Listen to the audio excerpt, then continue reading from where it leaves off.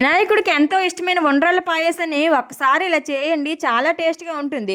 దీనికోసం ఒక కప్పు బెల్లాన్ని తీసుకొని దీంట్లో కొద్దిగా వాటర్ వేసుకొని బెల్లాన్ని బాగా కరిగించుకొని పక్కన పెట్టుకోవాలి.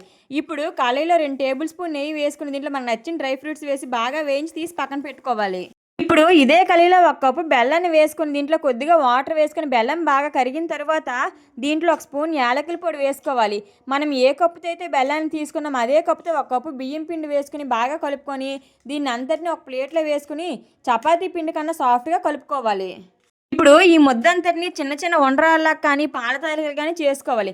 ఇలా అన్నిటినీ చేసుకున్న తర్వాత ఇప్పుడు స్టవ్ పైన కళాయి పెట్టుకుని దీంట్లో 2 కప్పులు పాలని 1 కప్పు నీళ్ళని వేసుకొని పాలను బాగా మరిగించుకోవాలి.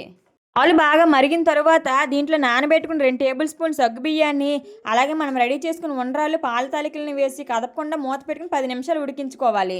పాయసం కాస్త చిక్కబడ్డం కోసం దీంట్లో 2 టేబుల్ స్పూన్ బియ్యం పిండి వాటర్ని వేసుకొని 2 నిమిషాల పాటు ఉడికించుకోవాలి. తరువాత దీనిలో మనం కరిగించి పెట్టుకున్న బెల్లం వాటర్ని, అలాగే వేయించుకున్న డ్రై ఫ్రూట్స్ వేసుకొని బాగా కలుపుకోవాలి. ఈ ఉండ్రాళ్ళ పాయసం ఒక్క మాటలో చెప్పాలంటే అమృతమనే చెప్పాలి. అంత టేస్ట్‌గా ఉంటుంది.